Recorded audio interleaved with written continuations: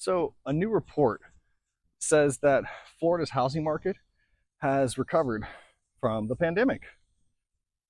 And while that sounds like good news, that's not really the story. Good morning, everyone. Your Central Florida Realtor Joe here. Come on and walk with me. Let's talk about it. So, the Intercontinental Exchange's July Mortgage Monitor is saying that most of Florida's metro areas have more houses available for sale than they did prior to the pandemic, with Orlando and Lakeland leading the charge and Miami being the one holding everyone back. And those numbers are useful for showing you where we've been. But I want to talk about where we're at right now. I'm going to use numbers from the Orlando, Kissimmee, Sanford metro area. So two of the numbers that jump out right away is active inventory and new pending sales. Active inventory, which is the number of homes available for people to look at, is down roughly 5.5%. And new pending sales are up 8.5%. So less homes on the market, more people purchasing homes. That screams a tightening market. That means all other things being equal, we're going to start seeing home prices go up again. The third number that I want to point out that kind of contradicts that story is closed sales. If you look at the number, it shows that the number of closed deals is down almost 4%. Now, again, in a healthy market, fewer people closing on homes means inventory stays on the market.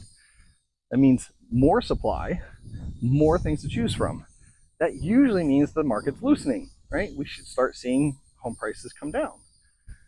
But closed sales is an echo of what happened 30 days or 60 days ago.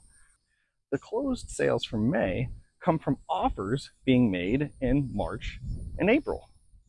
So why would the number of offers being made in March and April be down?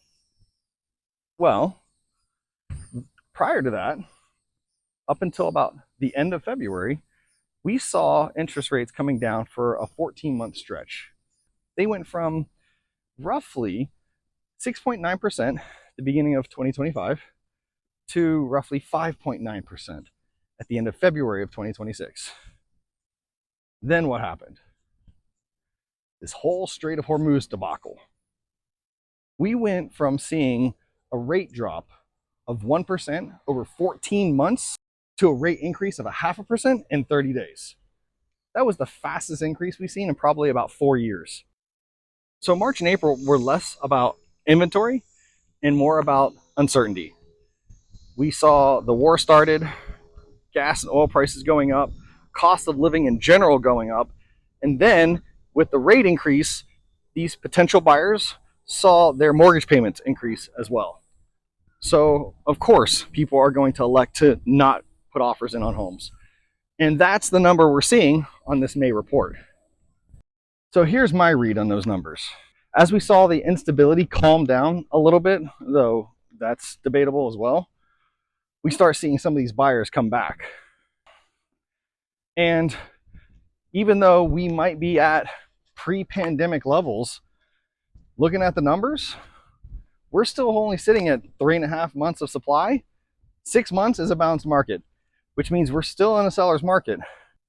And if that active inventory number doesn't increase and those new pending sales don't change, we're not moving into a buyer's market yet. So what does all this mean for the average family in the Central Florida area? Well, my take is that trying to predict the future is a fool's errand.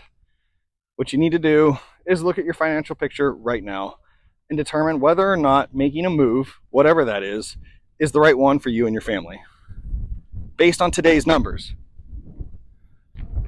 If the rate goes up or housing prices go up and you're priced out of the market, then at least you tried. If you start now, the rate goes down or housing prices go down, then yay you, your gamble paid off. But waiting for those housing prices to come down and or those rates to come down is just going to leave you stuck right where you're at now. If you guys have any reports that you want me to dig into, drop them below or send me a message. If you found this content helpful, hit those like, follow, share buttons. It's always appreciated. Thanks again for going on a walk with me.